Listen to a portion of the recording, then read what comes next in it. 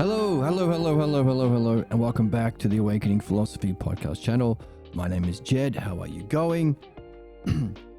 So, last episode, we did a quick review of what we'd covered up to date with understanding what's involved with mastership and how it ties in with the title of the book and the theme of the book. It's all relative. We discovered from the dialogue, all you can say when talking about your own personal opinions and beliefs is, this is what it seems to me. You can't make any claim to truth, and all of the things relating to truth, such as expertise, qualification, skill and art. Without this, rulership. You can't make a claim to rulership or mastership referring to your beliefs. What we have discovered is, not only does it make you a dick at parties, as it did in this conversation with Harry, and we saw all of the specific elements, how someone operating out of belief responds to evidence, responds to reason, how fun he is at a party, what kind of relationships someone operating out of belief has. We also got a glimpse into where the patterns of belief may have originated when he realized he was fighting his dad's battles.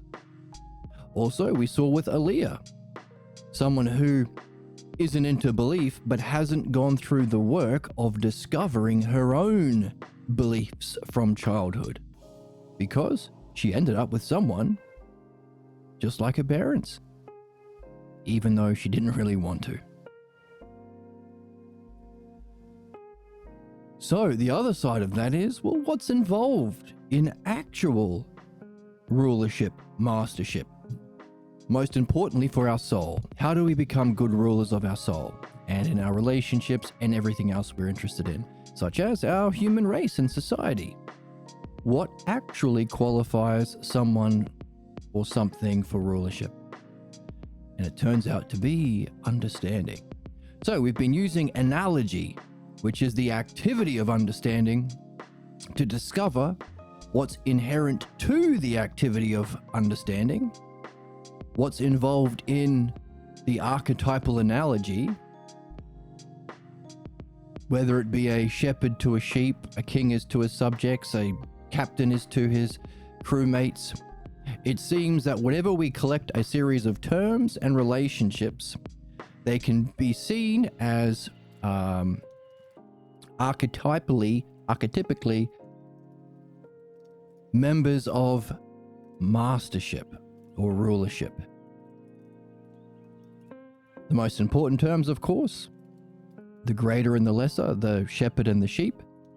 But of course, everything else that's involved, a tent, sheepdogs, can be seen as the extended analogy. So in discovering what's actually involved in mastership, well, what's actually involved in analogy, the activity of understanding, we discovered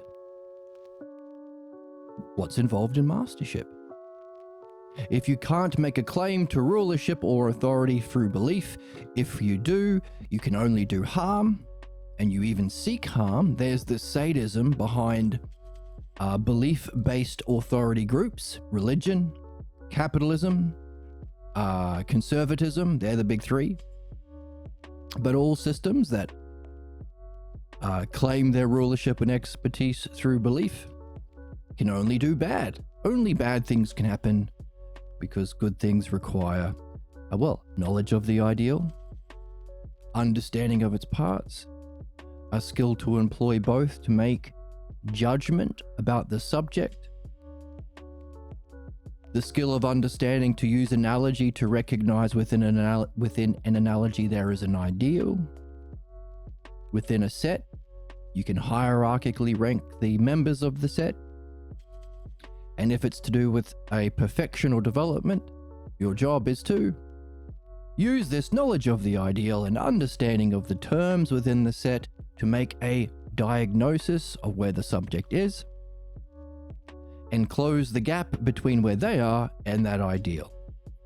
Or sameness and difference, likeness, is the fundamental principle behind the unfolding of reality and our return. You get rid of the difference and have only sameness. And of course, what?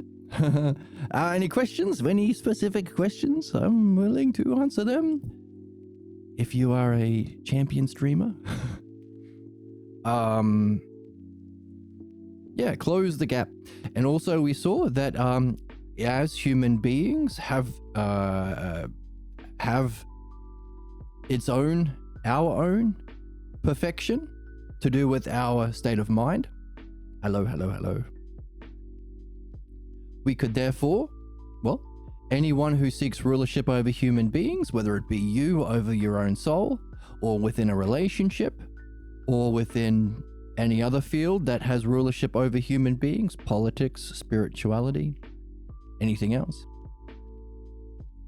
there has to be a development of knowledge, or at least some image you develop or understanding you develop of the ideal.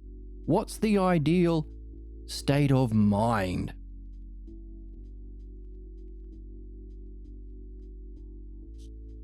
We already know that our good activity through time is understanding, the bad one, belief. Imitating appearances, belief.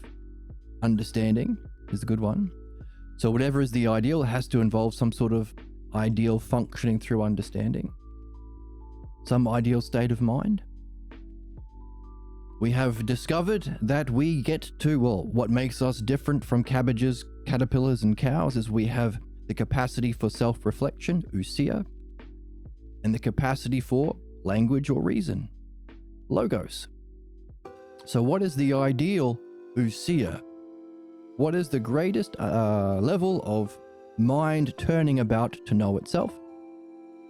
That's, well, we call that ousia itself, the capacity for mind to know itself directly. And the highest aspect, well, as we've been reading, there are various qualities in that experience. It's experienced as the perfection of beauty, the greatest experience humanity can have, bliss, a knowingness. In fact, the challenge for mankind is to put into words the nature of that experience. And in doing so, you are collecting the ideals of all of the terms that understanding uses. They're all qualities or aspects of that ideal state of mind. So in reaching that state of mind, the ideal state of mind, you're also perfecting your activity of understanding. Isn't that interesting? We call it, therefore, the mind logos. The terms that we use in the activities we discovered, analogy, dialectic, the two big ones, the two activities of how we think. Therefore,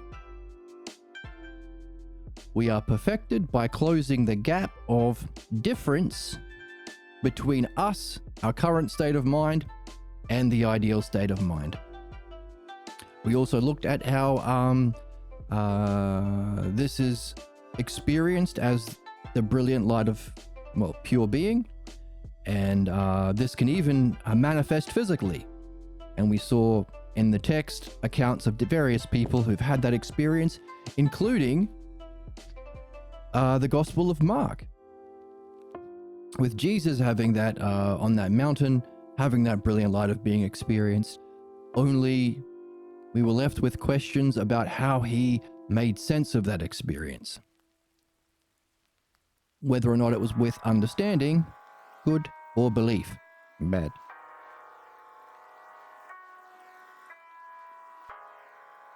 So, our goal, therefore, is to continue our reading, to continue our development of understanding. In the process, we are bringing to mind, we're putting together an image of what our ideal state of mind is. We are aiming to close that gap. In the same time, we will surface all of our unsuspected false beliefs that are inconsistent with that state of mind. Anything that says that you are not beauty itself, you are not eternity itself, you are not good enough, you are not goodness, oneness, truth, as your essence of mind. Anything that says you are a small bean or a bad noodle will surface. So we are also using our activity of understanding to find the cause of those false beliefs that always limit and block ourselves. It may take this level of activity, this seeking of mastership of your own state of mind, mastership over your own soul or psyche. In order to surface those blocks, you may have lived your whole life without having to address them. Therefore, it's very important that we have this as our goal so that we surface the false beliefs that we are carrying that have been causing our problems, and not only our injustice towards ourselves, but whether we like it or not, our injustice towards others. Every racist person says, I'm not racist, but this is common sense. In other words, we don't know we are carrying our beliefs. Our beliefs have us, we don't have them. So we need to surface those false beliefs and seek the cause. What is the fundamental false image of self and reality at the cause, at the root of our limiting, destructive self-talk, images, states of mind, relationships, dramas, fantasies, daydreams, all of the experiences we have. But not just the cause, the conditions. What were the conditions for us to pick up this root cause, giving rise to the false belief about self and reality that is the root cause of all human problems? Did we say all human problems? Surely not all human problems. Some problems are immigrants' faults. Some problems are, I don't know, the devil. No, all human problems have as its root this fundamental false belief. So, we purify ourselves from our false limiting beliefs by addressing its causes and seeing its preconditions, the conditions for the cause to be a cause, while at the same time seeking our own excellence. Now, what we are discovering is that also involves the same thing. So there's a symmetry in the human game. Everything we apply to purifying our false beliefs, we can also look for its correlation in our perfection of understanding. And that's where we are in the text. What are the causes of not just mind itself, the ideal? By the way, the method or the yoga for enlightenment, so the archetype of the spiritual method, would be simply developing an understanding of that ideal, developing an understanding of the different states of mind within that set, and how they're hierarchically ranked from levels of sameness and difference. Closing the difference or removing the difference in yourself, closing that gap to the point where, well, you are the same. If you are the same, we could even use the word identical. If you are identical, there is only one. Therefore, your mind has become the mind. So it's our movement through analogy, through likeness, through purification of difference and perfection of sameness that we create the conditions for our own peak experience of the ideal state of mind, which is the archetype of spirituality. All yogas have all spiritual methods have at its goal that. What makes this different is we are using understanding, not belief. That's the only difference, and that makes all the difference. That also means, therefore, as our method is philodianoia, the love of understanding, the next age of humanity, if humanity is to survive, this is necessary. We can use this understanding to, well, as we are doing, develop an understanding of the ideal spiritual tradition, and therefore, be able to rank hierarchically all other spiritual traditions in terms of sameness and difference from that ideal. Useful? Because we may be talking to someone from a different spiritual tradition, and if we were to ourselves develop mastery, we might want to function through that in a way that's benefiting the subject. We discovered that that's the natural law. If you have a position of rulership and you're not solely benefiting the subject, you are breaking the natural law. Sometimes we call that corruption or malpractice. If humanity is to survive, we have to hold all those who have used their position of power to benefit themselves and not their subject to account. All of the fascists, conservatives, capitalists. Capitalism is itself. How do I exploit my subjects who I have rulership over to harm them for my personal profit? It is a corruption against the natural law. It is a system of, by definition, injustice itself. Isn't that wild to discover? And all we had to do was reflect on, well, use understanding to understand understanding, and read this book, of course. Pretty neat. So, what's the cause of our ideal state of mind? But also, what are the conditions for it to be as it is? What are the conditions for reality or mind itself to exist? That's called metaphysics, wondering about these questions. And interestingly or beautifully enough, it reflects the exact same process of purifying ourselves from human problems. It's a win-win. It's a win-win. That's what I said. I said it was a win-win. Calm your fucking tits. Okay, well, we both said it. Let's both calm our tits if we both said it. So we jump in? Boom. I love that. All right, let's jump in then. That might be my new favorite drop. Okay.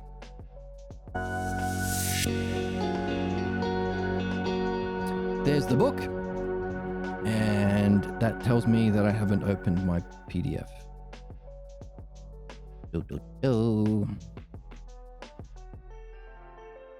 Okay, this might be a shorter episode today. I got a stupid meeting to get to.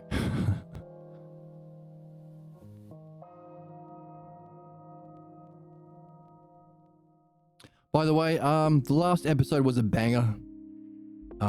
It was a fantastic review of everything up until now. It included a dialectic on mastership. So everything that we've been learning about mastership, by exploring analogy itself, we were able to bring into our own understanding, because that's the role of dialectic. Dialectic brings together all of the terms and relationships into a complete system of understanding for yourself.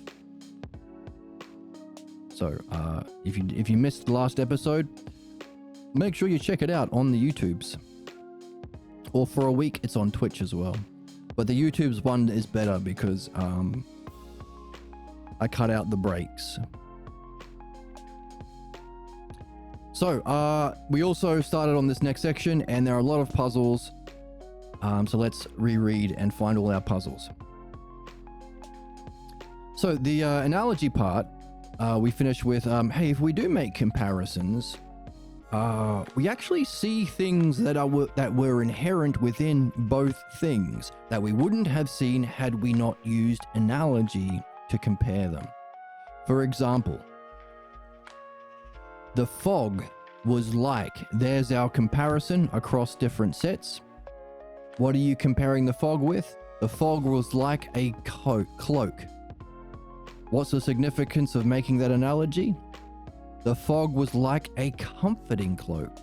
Oh, so now you're seeing a comforting nature about the fog that you wouldn't have seen otherwise. But also, it goes the other way too. It's a win-win. It's a win-win. That's what I said. That's fucking insane, and you sound like a crazy person. No, I swear I said it. Come on. Dumbass. Wow. Okay. Emma, back me up. I want to see the gorilla packing. No, not in that way. Guna. Be a reasonable gooner. That's what I say. So the fog was like a comforting cloak of obscurity. So you're bringing the obscurity adjective of the fog to the cloak, while the cloak brings its comfortingness to the fog. And we also had a look at her mind had a rare clarity to it, like the radiance of a clear winter night. Now, not only does it have that quality of bringing an adjective, clarity to one, radiance to the other, but there was a secret clue in there, because we took this one step further. If our goal, if the human activity, if the human quest, if our purpose and correct activity is to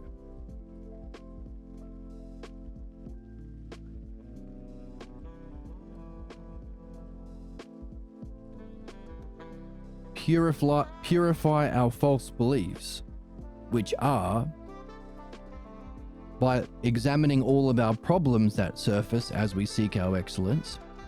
We could therefore use analogy to rank all our problems within a set, sharing a likeness or commonness, but also some difference, some sameness and difference, until we see they are all terms within a master set. Now, the ideal, we probably won't want to call it the ideal, but the principle, because the pathologos, the oneness of all of our problems isn't ideal, but it's the principle, it's the oneness. So therefore, our job, the most important job, is to address our problems in the act of purification of our problems.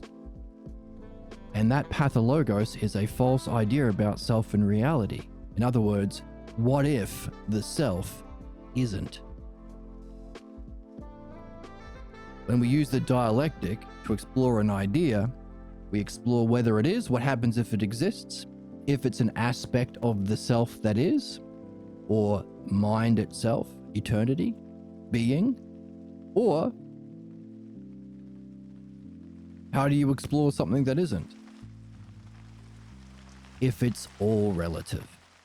In other words, it doesn't have non-existence, it has a kind of fake existence as a belief. Only in the physical world, not being. So it's a false belief about self, it's the self that isn't.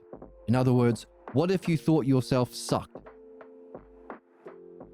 Or yourself doesn't have meaning?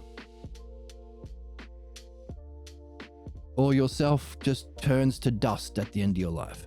Any of these beliefs imply that there isn't an eternal divine nature of yourself, which is another way of saying the self isn't an aspect of mind, the mind. So you're saying, and by the way, when we say isn't, that's what we mean. It doesn't exist. And by existence, we mean an aspect of eternity, being. So in other words, our whole human life, and you can do this in one lifetime, as is the nature of the pathologos, you don't have to do any past life regressions. You have everything you need to solve your problems and escape the cycle of reincarnation. So as to quote Socrates, to break the chains of your problems and the prison of reincarnation in this current life. So in one sense, your pathologos is your prison, but also it's your freedom, so long as you look at it and you pay attention to it and you seek to understand it and not ignore it. Don't believe it when it says that you suck, but take notes, treat it like a friend. If a friend said that you suck, you wouldn't go, oh, I guess I suck. You go, hang on, why are you saying that, pal? What are you seeing? Like, what's behind your thinking? It doesn't seem like a nice thing to do. What's behind this? That, treat your mind like a friend. Take notes of what it says and use everything we're learning about analogy to find out what it's really saying about the cause and condition of that false image of self. In other words, your life is a kind of meditation on what if the self isn't. Remember, the dialectic is an activity of understanding. It's not knowing. In other words, it's still if. It's still a hypothesis. You don't know. Knowing is knowing. Belief is thinking you know when you don't. But understanding is a hypothesis. If the self isn't, then you have those problems that you have in the negative self-talk and the negative states of mind, etc. Likewise, you will only surface them and learn the activity to address and remove them by this activity that we do on this channel. In our perfection of our state of mind and functioning of understanding, we can also rank our stages of development that we perfect while also developing an understanding, an image of the ideal, the mind, which is another way of saying the self that exists.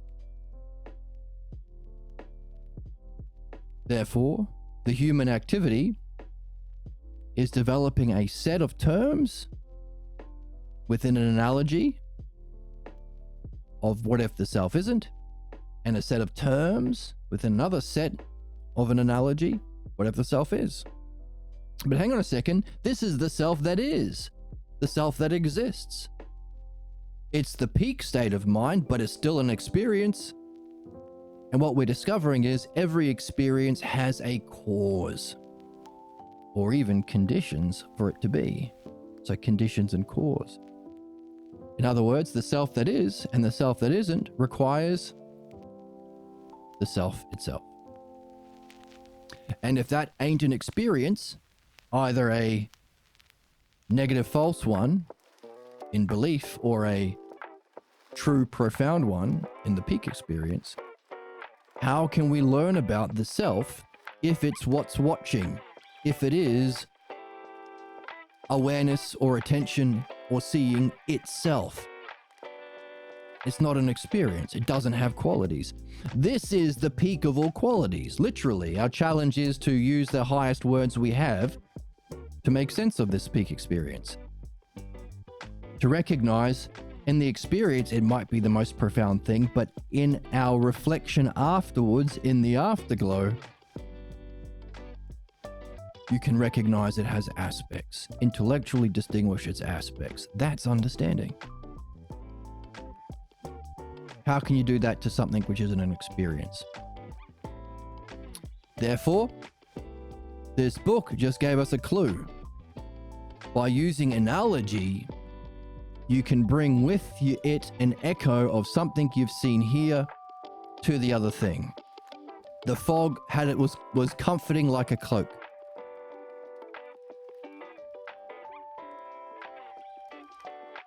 So if we're developing a set of the self that isn't and a set of the self that is, we are getting the purest sense, the purest possible kind of set that we can therefore use to make analogies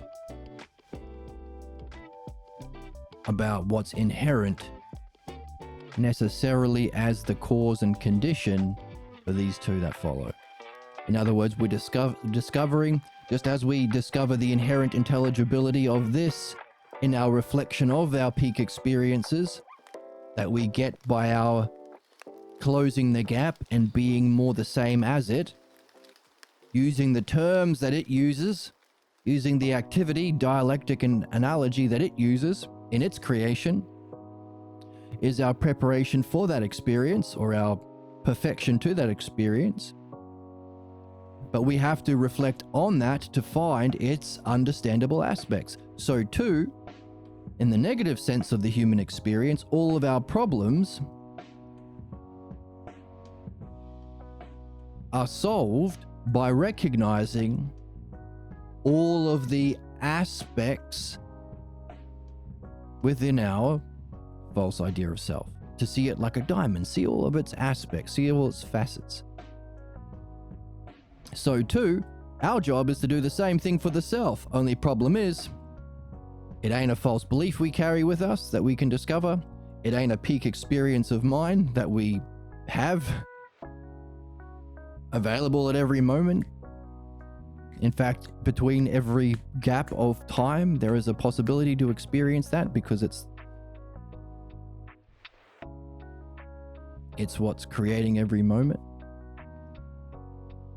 Doesn't have an experience or a false belief. What is it? How do we unpack the inherent intelligibility or logos within the self so that we can recognize the self and know the self and function from the self if it ain't an experience? Or maybe our whole life, if we are doing what if the self is, what if the self isn't? Well, if we're doing a dialectic on beauty, what if the beauty exists? What if beauty was just a belief? What if beauty was only in the eye of the beholder? That's a dialectic. Therefore, the human activity seems to be nothing other than a dialectic on self. What if it is in our enlightenment? What if it ain't in our problems?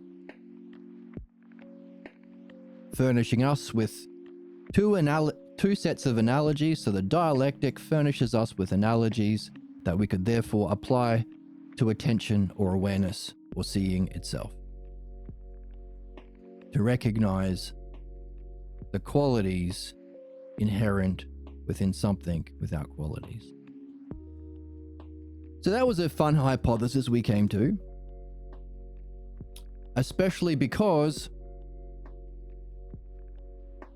the two adjectives the author subtly gave us. Her mind had a rare clarity to it, like the radiance of a clear winter night.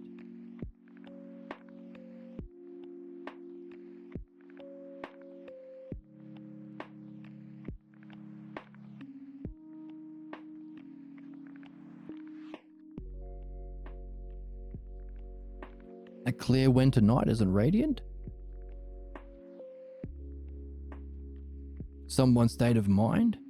Is it clear?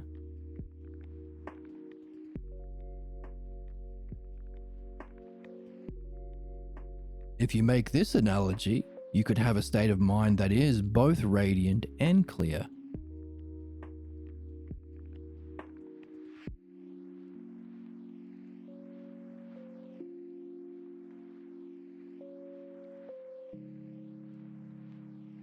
One echoing to the other.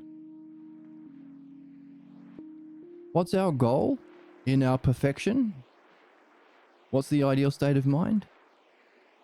The brilliant light of being, which would be kind of radiance. What's our goal in removing our false beliefs?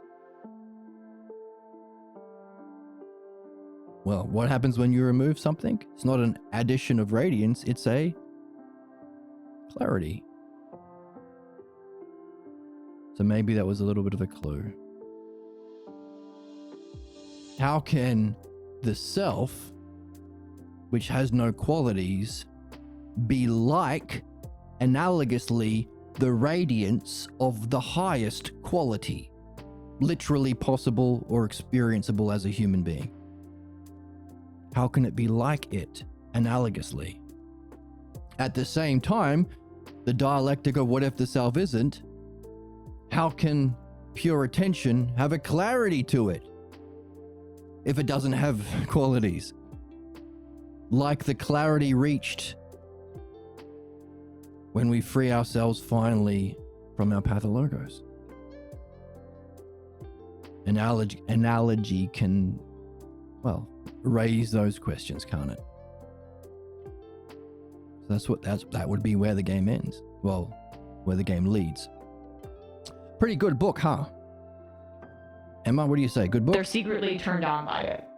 What? That's not what the book's for, you Damn, you gooners. really are a gooner. Damn, everyone watching is really a gooner. Every smoothie has bananas. Also interesting to think about. Jesus Christ, Emma, this is not Opie and Anthony or whatever the hell. Yeah, Emma. Dumb bitch. Calm down, everybody. All right, let's get back into it. Crazy. Debate weirdo. Okay, you're a debate weirdo. So, okay, that brings us to, well, a nice fun way of tying our idea of the activity of self. That's good, understanding. This side. The activity of self, that's bad, belief. But we have to deal with both. In the activity of the good, understanding, dialectic, here's your dialectic, and analogy, there's your analogy, or analogously apply it back to self, which was always there. It is always there. Can't not be there, because it can't be in time, but it's there. Now, it's worth saying that Socrates had a teacher, Parmenides, of course, from whom Socrates learnt the dialectic. But Parmenides had a teacher, Xenophanes, and he had a teaching. It's about all we know from the guy is this. A question you can carry. What is the whole that sees, hears, and thinks right now? And what's watching? This is a question you can carry, that if you carry it for a month, maybe 2 months, so it has been said, you are wondering about the whole of seeing, hearing, and thinking, the thing that is a whole, all of your senses as a whole, without dividing it up into sight and sound and particular sights and particular sounds. Wonder about it as a whole. But also, what's watching that whole, by the way, it's also doing the whole.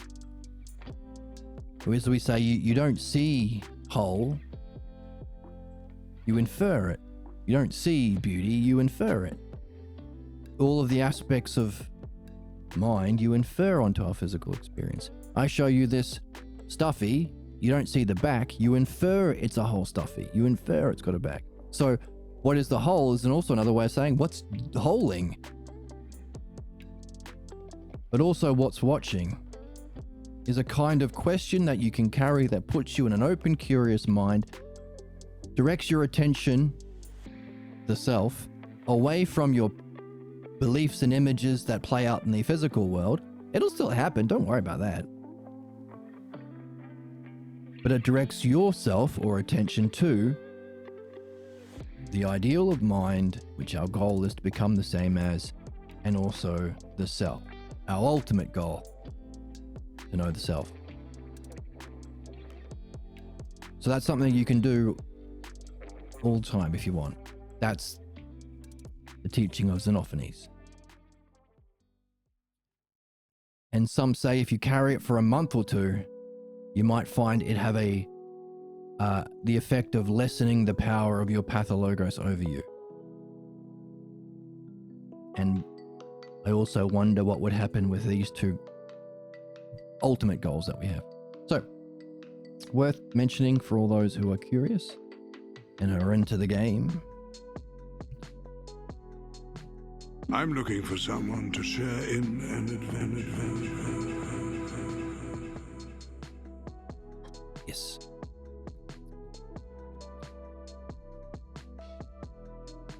So while not expressing a sameness alone, it expresses a similarity called likeness, analogy does. And this combines both in a way that sends echoes back to each of the terms that you are comparing in an analogy. The idea of likeness is, therefore, a principal idea in metaphysics. The study of metaphysics requires that you allow yourself to explore ideas in a new way. It is said to be simple and difficult. Simple because if you reflect on each of the points in a metaphysical exploration, they should be simple. But simple for the wise may not be simple for the fool. The fool's simplicity might become wise if he would endure the study of the simple, which is what we are doing. We're making everything simple. But the fool's foolishness is in believing that doing that is foolish. Another way of saying that, the foolishness of a fool is not subscribing to this Twitch and YouTube channel. Because woman. Nay, that's not why. You're a little bitch ass baby. Because they're little bitch ass babies. Hey, that's not what I mean. Because woman. Stop saying You that. probably want to put your grandma in the basement. No. No, that's not relevant. What the hell do your goddamned, literally, religious Literally. beliefs matter? Matter. Exactly. Not much here, other than objects of reflection. Okay. Sorry about that. That was my soundboard's fault. I apologize. Jesus Christ, Emma, this is not Opie and Anthony or whatever the hell. Yeah, that was Emma's fault. Jesus Christ, Emma. You probably want to put your grandma in the basement. So I guess you fucking hate grandma. Stop arguing about grandma, you two. Let us return to the idea of likeness and discuss it as Proclus does in his commentary to Plato's Parmenides. I always like being clear on who these dudes are when we talk about them. The first philosopher that we have any sort of written account from is that short passage from Xenophanes, 450 BC. He taught Parmenides, roughly 400 BC. Parmenides taught Socrates, roughly 350. Socrates was the teacher of Plato until the state killed him because of their stupid ass fucking beliefs. When Plato was in his 20s. Not long enough to have learnt philosophical midwifery in purifying his false beliefs, by the way. Plato started the first universities of the West in Athens, called the Academy. He was the head teacher. One of his students was Aristotle. Aristotle didn't understand philosophy and was instead fixated on the physical world, so he was kicked out. Our modern universities are based on him because he looks at the physical world. You don't have to do any philosophical midwifery and study of metaphysics to see things around you and put them in boxes. That's why we are currently at our stage of making nuclear bombs and hand grenades and mousetraps and AI death robots, because we followed Aristotle, not Plato. Nevertheless, after Plato, there were other head teachers of the Academy, lasting roughly 1,000 years until Emperor Justinian, founding the Christian church, killed everyone because he's a fuckhead. Fuck him. I'm so unsettled. I am so unsettled. Sorry about that. Bringing in the Dark Ages, period of history where humanity almost went extinct and everything went to shit because belief. Fuck him. Look at this broad. Look at that. There's got to be broad. some smoothies that don't have bananas in them. Don't talk about bananas. We're calling this son of a bitch a dickhead. That was not on my bingo card. You're right. It wasn't on my bingo card today either. And one of those headmasters within that period before Emperor Justinian fucked everything up and killed all the philosophers, burnt the library, shut down the academy, ushered in the Dark Ages, which we are still reeling from today in that religious tradition, following both him and Aristotle. So these, you could say, are the founding philosophers of our current modern age. There was this other head teacher, Proclus, who was really, really smart and did a lot of commentaries on Plato's dialogues that we read here. So that's who Proclus is. That's roughly the lineage. I like to be aware of that so I know where these dudes are and where they sit in the little timelines. Xenophanes, Parmenides, Socrates, Plato, Proclus, some other teachers, Plotinus, Damascus are the two big ones. And then Emperor Justinian fucked everything up. And then the moderns. What Socrates called philodoxia, lovers of opinions and belief. So Proclus, in his commentaries to Plato's Parmenides, we know that conversation, Socrates meeting his teacher, learning the dialectic. Now, To begin, would you not agree that unless things could become like another, there would be no likeness among things? For if things have become, or are, or will become like other things, the property of likeness must have a prior existence. And that's what we see. We see things growing and decaying or existing currently like other things. So we have to presume that prior to the physical world, there is the principle of likeness. Or stated another way, whatever is used in the physical world existed prior to its use. The conditions for likeness must exist then, for likeness to exist. Further, when anything becomes like the thing that it seeks, then the condition of likeness makes it possible for it to be like the model, which we just said for our own development. Human beings. You. Good beans. Big beans and good noodles. It's the condition of likeness that allows for human development because we are becoming like that model, which we are also developing an understanding of and seeking to experience directly, so that we can not only understand it, but know it. Because why not? If it's the greatest experience. Wouldn't it sound like fun? I'm changing my headphones for a second. There we go. There we go. There we go. There we go. All good. Anything that becomes better or improves in any way does so by becoming like the thing that it becomes like in its improvement. All the making, copying, or producing of anything is making it like the model of that thing. So another word for that ideal at the top of our analogy table, we could say this ideal is. So we've been saying the ideal for mind and the principle. Ideal and principle. Ideal. Messy. Ideal. It's too thin. That's what she said. Oh, she did. Come on. Fuck. Ideal. Principle. And a new word, model.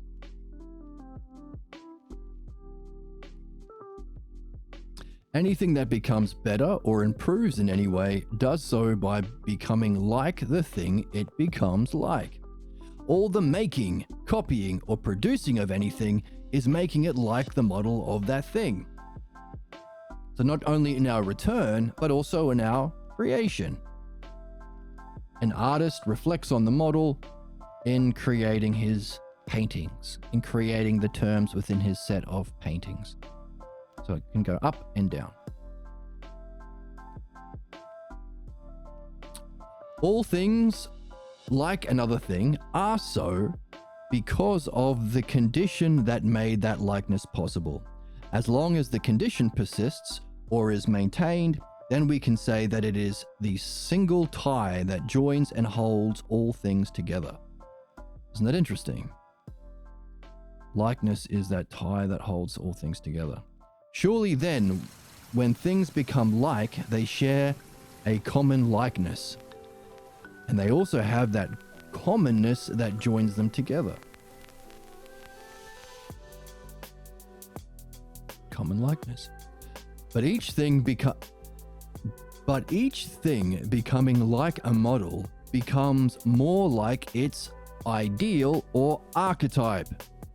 So we can add, we've got ideal already, so we can add in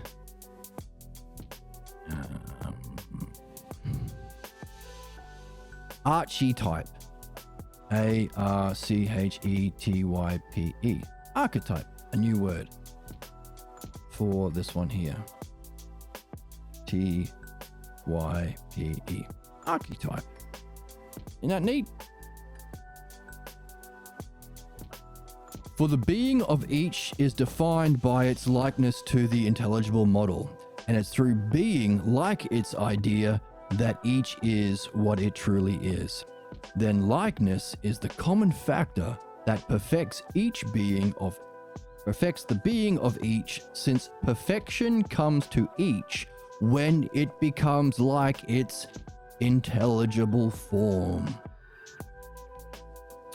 So we can say more about this ideal. Whoops. Let's move this up here. Move this over a little bit. Oops.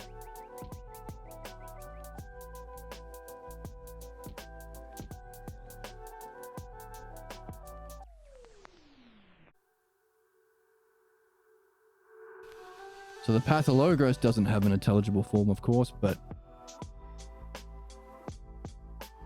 we can say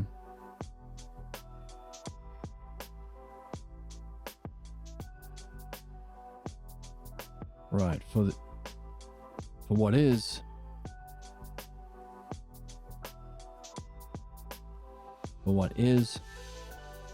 with its terms,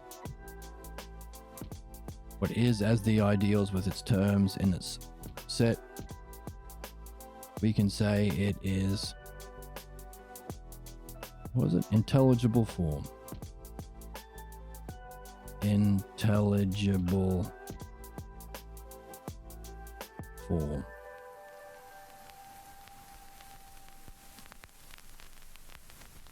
As a consequence of likeness being the condition for things becoming like, we can say that all this perfecting of such things is conditioned by likeness.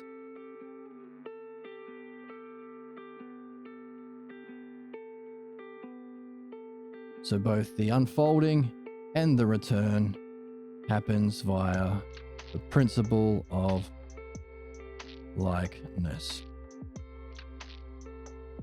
Whoops. I said both the unfolding from the ideal into its terms in creation and our return and our perfection is via the principle of likeness. Hooray! I want to peg a woman. Hey, that's not appropriate. Not right now. Come on.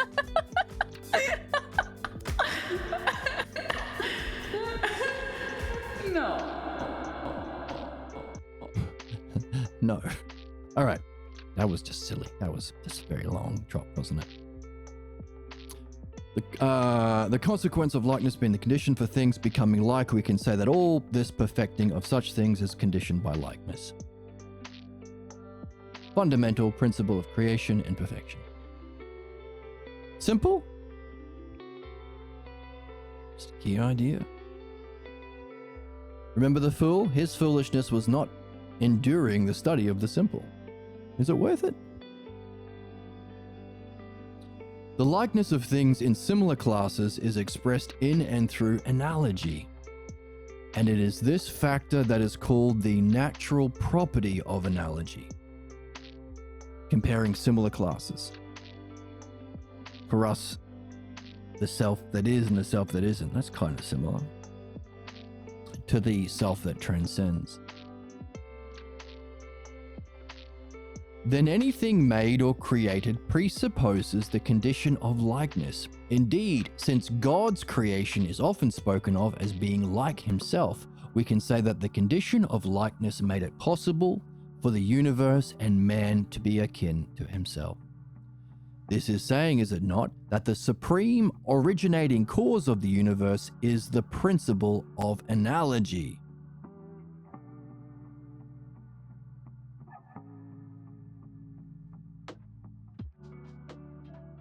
Analogy is right up there. The supreme originating cause of the universe is the principle of analogy. So all this work in learning about analogy as one of the fundamental activities of understanding, we're also participating in the supreme originating cause of the universe. Holy crap. And again, does it not follow that this principle must be logically prior to creation? Otherwise, how could creation use it to do its thing? And once again, does not the principle of analogy also allow and make possible the condition for linking or bonding together what is? Plato grasped this in a superb manner when he said in the Timaeus, and this is where I do my crazy voice, that everybody loves, I'm assuming. He said, And the most beautiful of bonds is that which most perfectly unites perfectly unites into one both itself and the things which it binds together.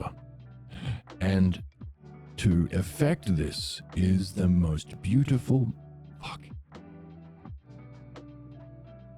The most beautiful of bonds is that which perfectly unites into one both itself and the things it binds together.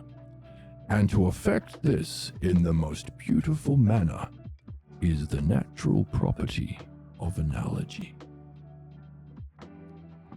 what a strange thing to say. What a weirdo. Okay, well, I think you should suck my dick and balls. My metaphorical dick and balls. Hey, don't say that to Plato. Tell Come your on. classmates to shut the hell up, that they got an A. Follow me for more tips like this. Okay. Well, not on okay, that's not following you for those tips. However, must there not be a model and something produced like it for likeness to exist? Then, model, copy, and likeness coming together are required for any creation.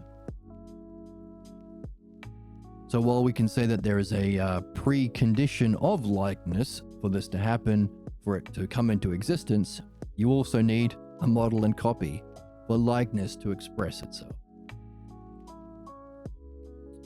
Now, if the model is nothing other than God reflecting on himself, then in the act of creation, God looks to himself in producing the creation. But that which he looks to as the model must itself have some kind of existence or mode of being, must it not? Now, if that is the model which we could call the mind of God, the divine, if that is the model which we could call the mind of God, the divine intelligence, then whatever was the cause or the condition for that must be called the creator of the model, must it not? So God, if God looks to himself to create in his own likeness, we can call that model. He has to have something to look at, so it has to have some sort of existence. So it can't be self, which doesn't have an existence. It must be his own divine intelligence, being. If being exists necessarily as a model for creation, there is something prior even to that, its cause or condition. So then, in review, we can say there is God. There is God who produced the intelligence, God who reflects on himself in creating, and the creation itself.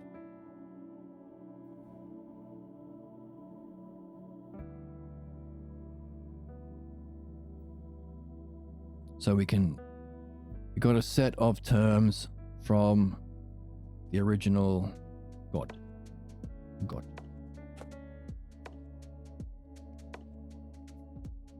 So there has to be some God to begin the whole thing. There is therefore God 2, who is doing something, is functioning to create in some way.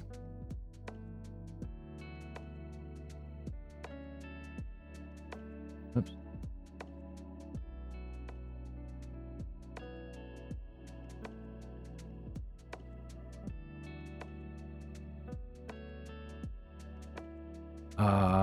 To create divine intelligence.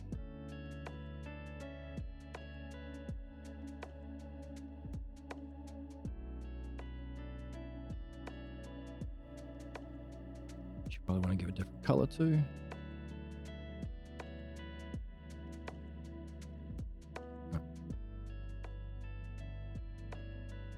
Make it...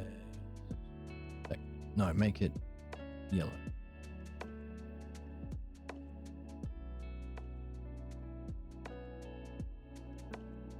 Then we have God 3, who reflects on himself in creating.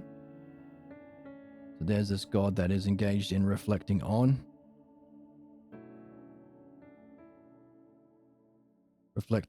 his own divine intelligence, in creating, in order to create from that reflection. Then we have the creation itself.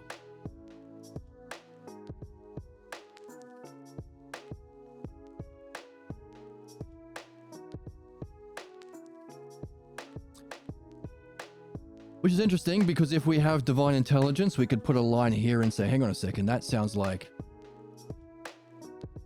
here and here.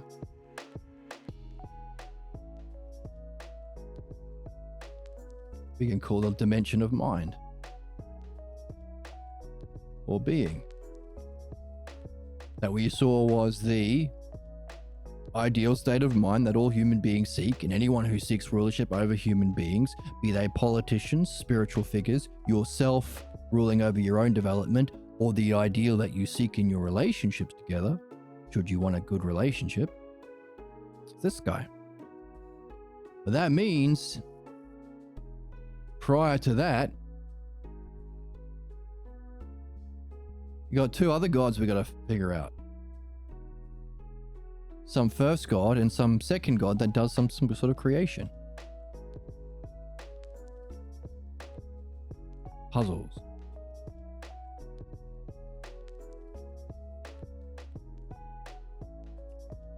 Further. Is not the reflecting on the model God contemplating the divine intelligence? Yes, it is, because we wrote it on there already. So we're ahead of the game. We are kicking ass. Yes. Yes. Yes. Then, these different ideas of God, or moments of the creative process, are collectively the idea of divine creation, which must have an existence prior to creation. Further, which is interesting because all of these things are therefore elements in divine creation. Which means before it plays out in this way, it has to exist somehow together in some principle for it to be able to play out in such a way. So we can call that collectively the idea of divine creation, which must have an existence prior to creation, to it doing it.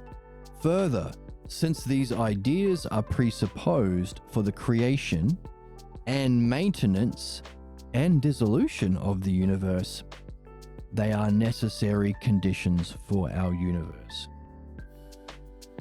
For as the Maker produces and creates what is evolving, the conditions for that evolution must have a prior existence. So therefore, somehow in this divine intelligence, what color? Yeah, blue. The conditions for evolution.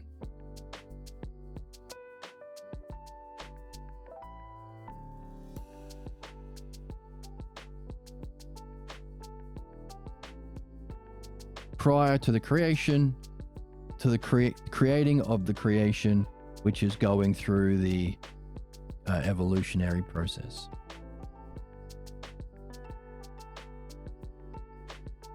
For, since the suspension of the conditions for evolving would bring an end to the universe. We can make a Marvel movie about that. We could have some Galactus trying to put an end to God contemplating divine intelligence, or take a bite out of the divine intelligence, take a bite out of this, take this piece. I'm gonna chomp that part out. And if he chomps this part out, the conditions for evolution, there goes our whole universe. Therefore, Doctor Strange and Professor Amazing and Mr. Fantastic and Captain Excellence and Sorceress Spectacular all have to come together and stop Galactus from taking that bite. It's a good movie. If you make that movie, I want 10% on the back end. That's funny. Not funny, it's true. Well, you eat bananas, so you're evil. No, I don't think that follows. Because I eat bananas, I'm not evil. Although that could be how we know that Galactus is evil, because he eats a banana. Well, we still eat bananas. Well, okay, well, maybe we won't. Okay. This is a very confusing plot you're putting together, Miss Oracle. That we all eat bananas, but we are evil. I don't understand. You literally are dumber than children. Okay, well, maybe I'll watch the movie and I'll finally get it. Right, Emma? The more holes, the better. Okay, calm down. This is why I love this channel, man. Because we have lots of fun with my nonsense. So, suspending the conditions for evolving would bring an end to the universe. The factors necessary for its evolving must remain in place, thus the movie with the bananas and the evil and everything that she said. Thus, these ideas that are necessary for creation can be said to gain their continued existence from the continued reflection of God on the idea of creation, which is to say, God's continued contemplation of the idea of creation sustains and directs the universe. So this I was reading this book. Remember this book? That's where I meant to be. So, sustains and directs. So this reflection we could call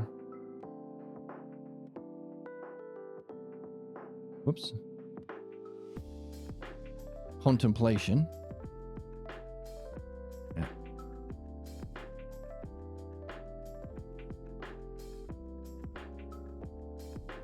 And what it does is sustains our universe and directs it. That's important because the fact that there is a direction means there's meaning, there's a purpose, and there's a path we can follow to of that purpose to a goal. That's the logos. Sustains and directs. So it has to be a continued.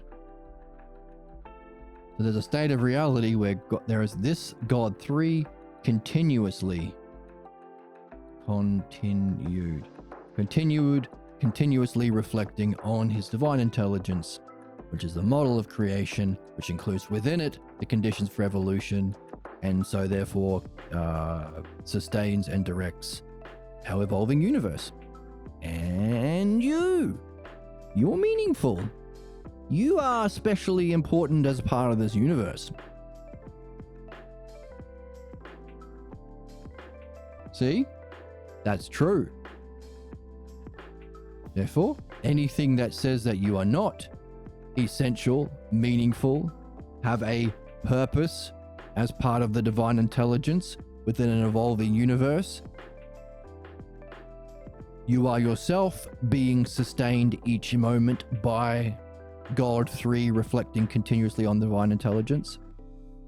You are yourself being directed as part of that universe. Anything that says otherwise, write it down in some notebook or notepad, because that will be false, even though it seems true or feels like common sense. Those are the clues that you need for your most important activity: discovering your problems and purifying them by addressing its cause and precondition, the pathologos.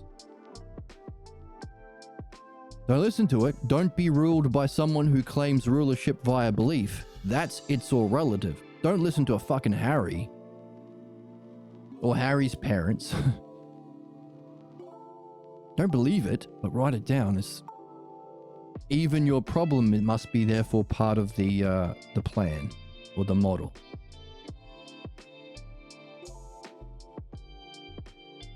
necessary for your evolution.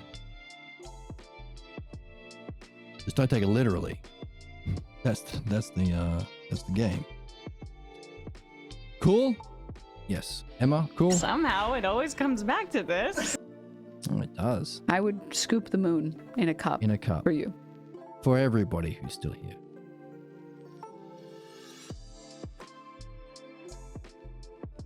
So, the God's continued contemplation on the idea of creation sustains and directs the universe. Therefore, we can call this idea in the mind of God the first creation, and the universe the second.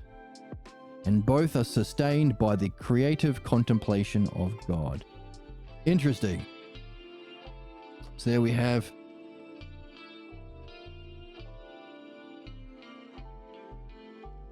creation. Whoops.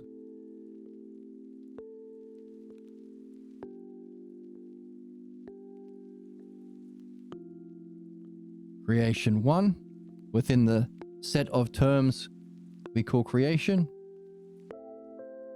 as the highest possible term. And then creation 2. And the book said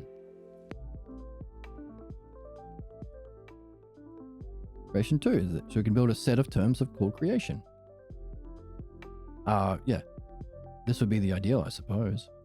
But he's saying that the continued contemplation in reflecting on its own divine intelligence, that first creation 1, sustains both. So I guess this creation here is sustained by God reflecting on it, not just the physical universe. Both the creation of the physical universe and the creation of divine intelligence is sustained by God 3 contemplating it. That's interesting. Better keep doing it. Maybe that's why we call it being an eternity or eternity. Can't stop. Can't stop. Can't stop. There's something in you. I don't know. I was going to do a song, but I thought of 3 different songs with can't stop in it, so I didn't sing any of them. Okay. The idea in the mind of God, the first creation. From God 2 to that.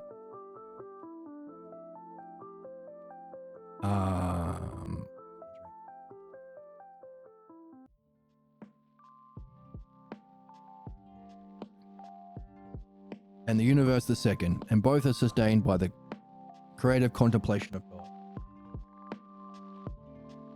The second one, the universe, I can understand is sustained because it's what sustains and directs it. But interesting that even the existence of the divine intelligence has to be sustained by the creative contemplation of God 3. The first creation's origin is God, and since it is an idea, God must be the source of the existence of mind, if not God itself. Again, since it is an idea, it must contain within itself all that is necessary for the creation. Interesting. So inherent within that first God must be an inherent logos that's required for that first creation of the divine intelligence, which is the model for the second creation of our physical evolving universe.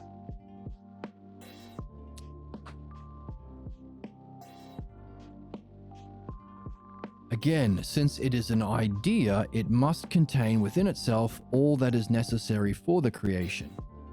And that being the case, it must either have or will have parts, i.e., manyness. The idea, we can say, is one, but its unity of parts presents a oneness. Another word for unity is oneness. And oneness is called the property or quality of the one. Surely that oneness or unity of the idea must contain within itself, or at least implicitly, all that later develops from it. But if it is a one that has parts, then the many parts would make it a one of many parts, which would be a unity of many and not a pure one. Pure one, therefore, can't have parts.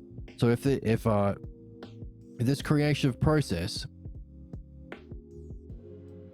even prior to this God 2 creating divine intelligence, this must exist in some way or in some sort of implied existence, as everything necessary for this creation must be prior in God 1.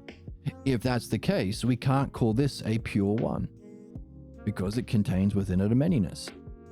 All of the principles God 2 used in order to create intelligence.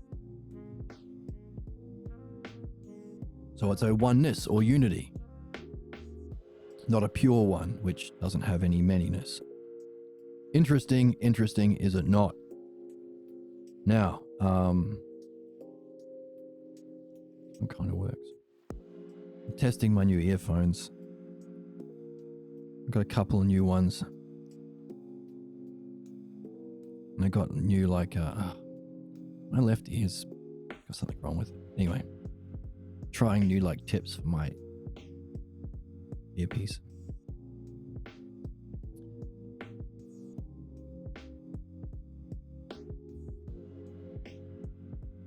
The idea, we can say, is one, but its unity presents a oneness. Another word for unity is oneness. And oneness is called the property or quality of the one. Surely that oneness or unity of the idea must contain within itself, or at least implicitly, all that later develops from it. At least implicitly, which is interesting. Thing to say at the end. All that develops from it. But if it is a one that has parts, then the many parts would make it a one of many parts. And it would be a unity of many and not a pure one. The one itself then is the source of oneness. And if the idea of oneness stands to the idea of creation, so the one must stand to God. For a pure one. All right, so, oops, sorry, I was on the wrong screen. That's the screen I was reading. Have a quick look. Read. On the real, I say stuff like that. Cool. I want to peg. But you're a woman, like, Sweet tits. Hello. Hello. Oh, you two. You are crazy. So he's saying that, okay, so this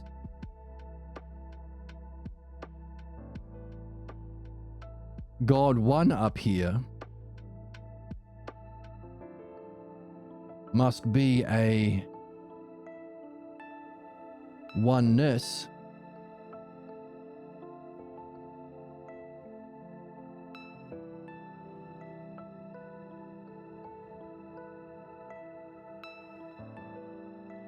creating the conditions for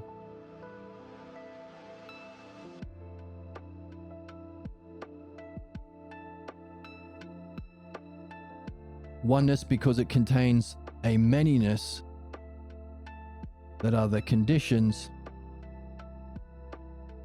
for the idea of creation that God 2 uses to create. Therefore, if this is a oneness, we could say for a oneness to be, there has to be a higher principle, color. Let's use this one. Of one. Or what we're saying is a pure one. For there to be the conditions for Let's read it again.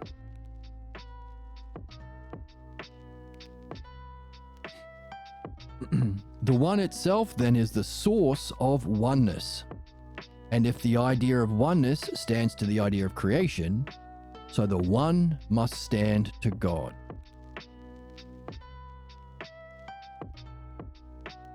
God one.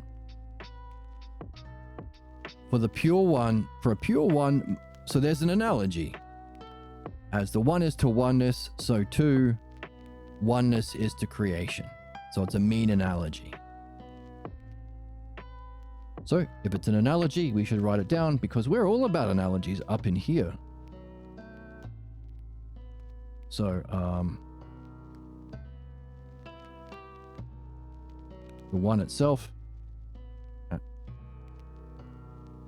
as the one itself is to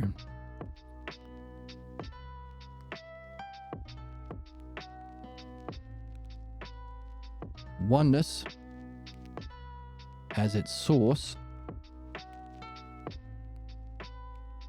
so we can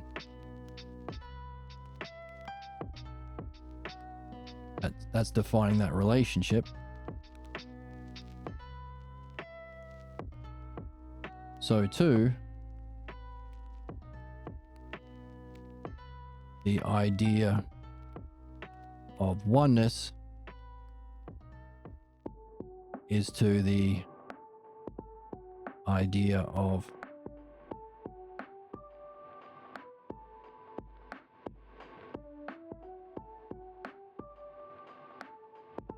creation. Whoops. Interesting. We've got a mean term, oneness in the middle. And if it's an analogy, we're saying there's a likeness in relationship. So the idea of oneness is the source of the idea of creation.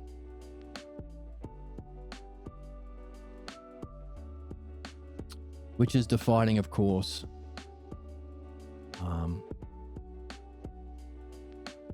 as this is to this, so too that is to that.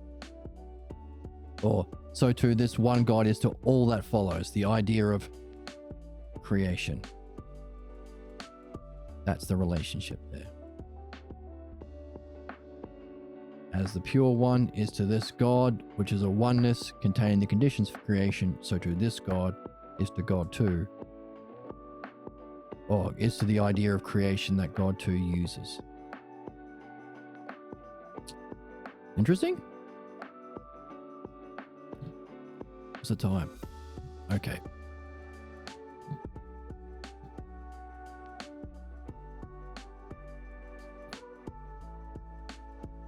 So the one must stand to God. Okay.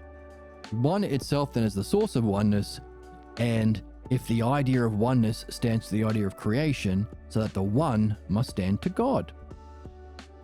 For a pure one must be such as to have no parts, but the cause and source of oneness. Further, would it not follow? By the way, that means that we can figure out what he means by God now. He is saying, not first principle, that would be this pure one, some creative divine entity. So has some qualities. Makes sense because anyone who's talked about God has given it qualities. Sometimes with a chosen people, sometimes doesn't like women. So, some qualities to a divine entity, what he means with God. There's my alarm. We'll finish this section.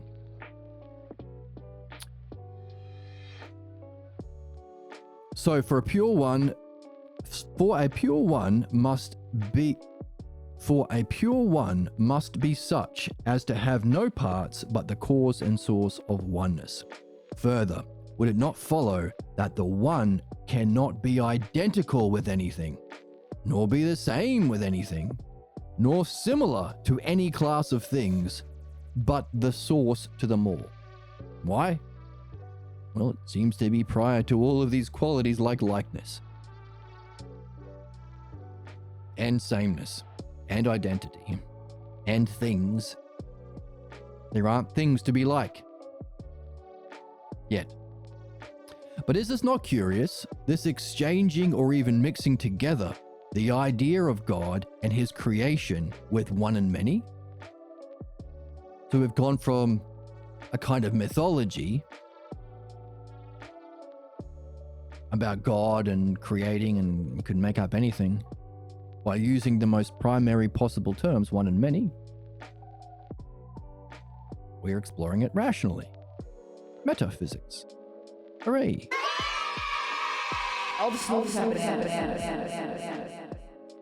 Okay, enough about bananas. Yeah. Yeah, smoothies and bananas. You have the most beautiful breasts and the Juiciest ass. Why, thank you. Sounds wrong to respond in such a way if I put it on the soundboard. Okay. But is it not curious? Yes. Well, got it. I didn't pre-read this. Isn't it curious to mix together the idea of God and his creation with one and many? Well, you have become a theologian when you use the idea of God and creation, and you become a metaphysician with the use of one and many, which is what I said, which makes me super smart. Off the perky, call me Kirky. I'm super off the perky. Call me the Kirky. more holes, the better. Calm down, Em. The totally corrupt and war profiteering government, that's good, that's good. People from other countries are bad criminals. No, that's not true. Come on. That's not true. The advantage of the metaphysical lies in developing a system of thought, a metaphysics, that is implicit in our thought and which can be unfolded in and through understanding and presented in language. This is the functioning of the logos. You didn't have to find some ancient scroll buried under a rock. We didn't have to go to some wise person who claims to speak for some fucking whatever. This is all inherent in our own thinking. It's inherent to thought itself. We are understanding, making philodinoia, love of understanding, metaphysics, the archetype for spirituality and necessarily the new way of being for mankind. If we want to become rational and understand ourselves and creation. So, it's implicit in our thought. It can be unfolded in and through understanding, analogy, dialectic, these self-logos terms, and presented in language. This is the functioning of the logos. Holy fuck, what a sentence. Put this on a fridge magnet. The advantage of metaphysics, of the metaphysical, lies in developing a system of thought, a metaphysics, that is implicit in our thought, which can be unfolded in and through understanding and presented in language. This is the functioning of the logos. Hooray. Can we say that a pure idea of one can be what a pure idea of God is? We've transcended the former idea of God, haven't we? To that which has no qualities. But the idea of one, a pure one, seems empty of all that would be needed to call a god a god. Yet many of the ancient Greek philosophers argued that a pure one would necessarily have to be good. Pure one related to the good, the one and the good. What kind of reasoning could support such a claim? By the way, this way of reflecting and exploring ideas does not depend on science. Smacking things together, torturing Mother Nature, blowing up human beings, torturing humans and animals so that nature reveals his secrets, looking at the physical world and imagining theories by, well, to quote, is it Bacon? Torturing Mother Nature until she reveals her secrets. Don't need that. Or the data of the senses. but only what can be understood in and through reason alone. It is this kind of study that is called metaphysics. So, as we've been saying, the source of all human problems to be ruled by belief, or this saying, it's all relative, operating from the physical world of our senses, we infer false beliefs about truth. We couldn't be further from it. Not only are we not operating through belief, we're not even in the physical world. Not appealing to sense perception at all. We are reasoning based on what's inherent in the thought, in reasoning itself. Isn't that cool? No need to genocide anyone. No need to convince children that they go to hell if they don't believe this. Which would be setting the conditions for fascists to manipulate those beliefs of children when they become adults to get them to do a genocide, support capitalism, support the existence of religion, vote for some fascist. We are removing the conditions necessary for the worst, most disgusting actions of humanity that's causing our suffering and inevitable extinction. We're killing a few birds with one stone here, aren't we? It's a win-win. It's a win-win-win. Win. Consider the idea of God's goodness is a matter of belief. There we go. But try to understand that rather than simply believe,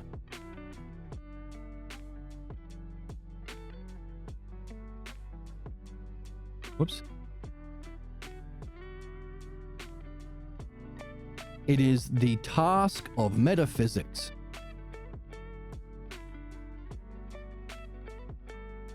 the idea of God's goodness is a matter of belief, but to try to understand that rather than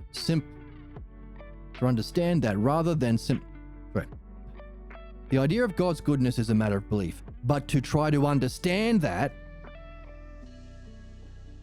rather than simply believe is the task of metaphysics. And to achieve that requires explaining in what way the one and the good are identical.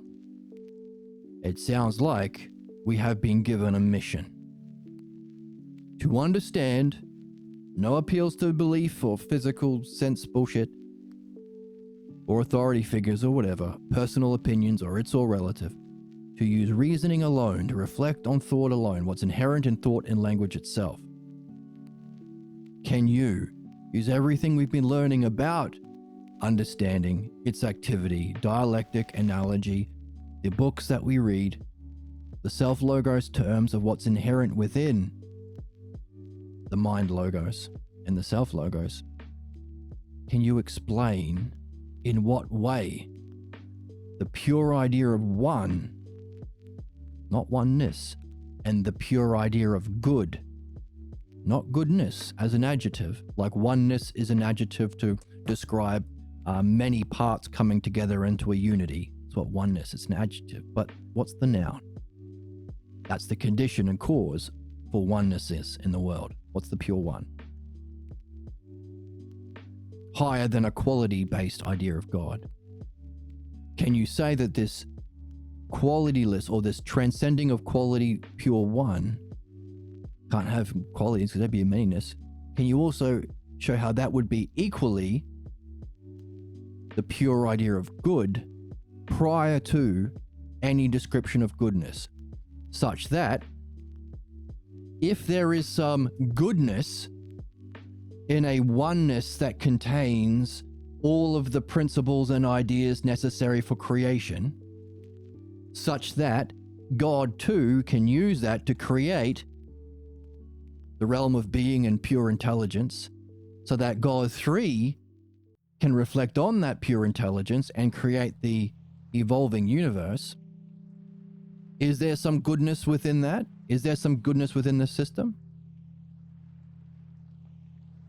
If so, that goodness has to be one of the conditions. If there's goodness in creation, it has to be inherent in this God one, oneness that contains all the conditions of creation. There must be a goodness about it. It's not just unified, it's unified in a good way that can be used beneficially to function in a good way like divine creation.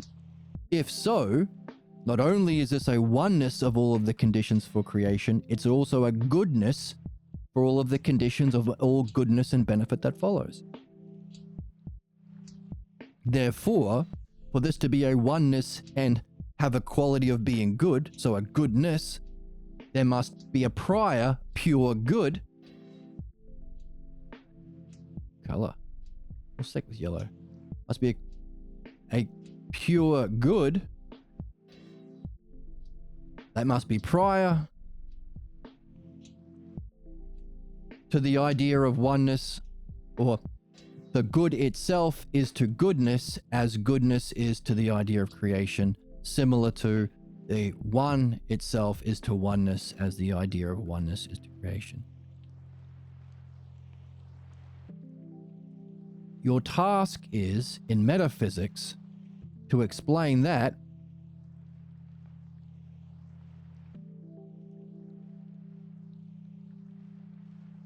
using understanding.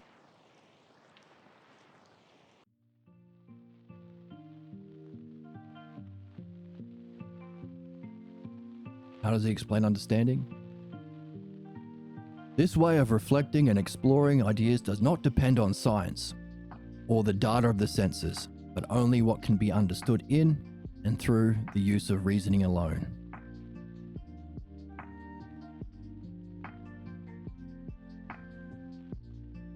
In and through the use of reasoning alone, this is metaphysics. Or said earlier, the advantage of metaphysics lies in developing a system of thought, metaphysics, that is implicit in our thoughts. It's something inherent to the thinking that we're using, and which can be unfolded in understanding and unfolded through understanding and presented in language. That's the functioning of the logos. Can you use that reasoning to explain the pure one? In what way the pure one and the pure good are identical? If that's the functioning of the logos, you are engaged in a perfection of yourself, because the mind logos is the ideal. It's the ideal of our mind. Using understanding to follow the logos is our ideal functioning. You are making yourself more like, well, the divine intelligence, which is of course our good. Can you explain that? What would that be like? I think that's a good activity and task to end the stream on. Sound interesting? Has this book given you a lot to think about? Wonder how your dreams are going to be tonight. Can you find anything relating to this in the dreams that you have after this episode?